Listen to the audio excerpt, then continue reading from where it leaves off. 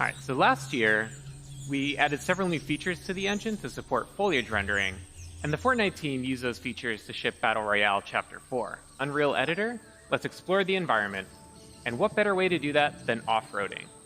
And what better way to off-road than in a Rivian R1T?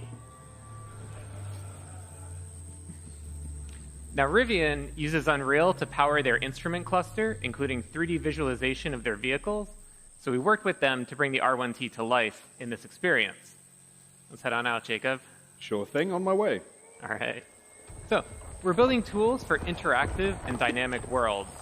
So here we have chaos physics simulating rocks that tumble as we drive over them, leaves bend out of the way, and we also added some real-time fluid simulation.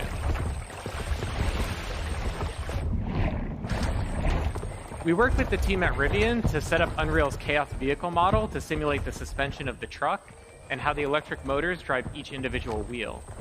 Chaos also simulates how the tires compress and deform, and Meta Sounds enabled the team to precisely resynthesize the sounds of the electric motors and mix them with the ambisonics of the jungle.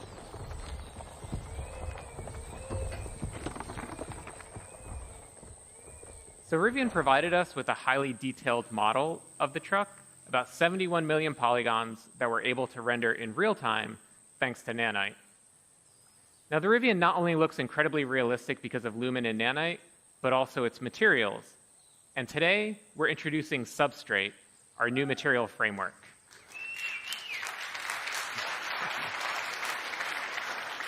And to better demonstrate it, let's swap the paint out for opal. Now, of course, you can't order a Rivian with opal body panels, but opal was the internal code name for this project, and also a really great demonstration of Substrate's capabilities. The base layer models the iridescence, refraction, and reflections that occur inside of an opal.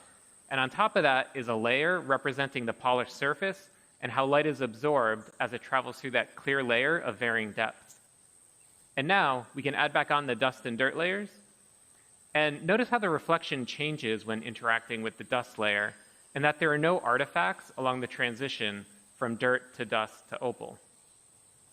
So Substrate is more expressive, enabling artists to create materials like this with different shading models and compose and layer those materials as they see fit. All right, let's head on out, Jacob. On my way. All right. In terms of performance, Substrate materials that are similar to the current Unreal Engine shading model cost about the same. But now, artists have the freedom to author more complex materials for extremely detailed use cases, like in cinematics and in film. So we're going to drive under this fallen tree here, and everything that you've seen up to this point was painstakingly hand-built by the environment team at Quixel.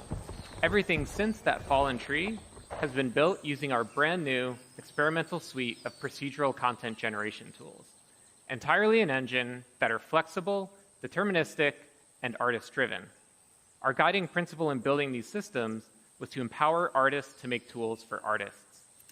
So Jacob's going to go ahead and add a procedural assembly to the world. And the cool thing is that it communicates. Thank you. Yeah. Pretty cool.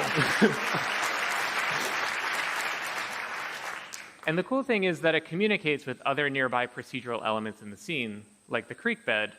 So let's say a designer comes by, wants to direct the player to drive to the left. Jacob can simply move the assembly to the right, and everything updates to accommodate that change. Game design is iterative, so let's say the designer comes back, wants to give the player the choice of going left or right again. Jacob can simply move the assembly back over. Now, the artist who created this assembly also added some additional handles that Jacob can use to art direct where rock slides occur.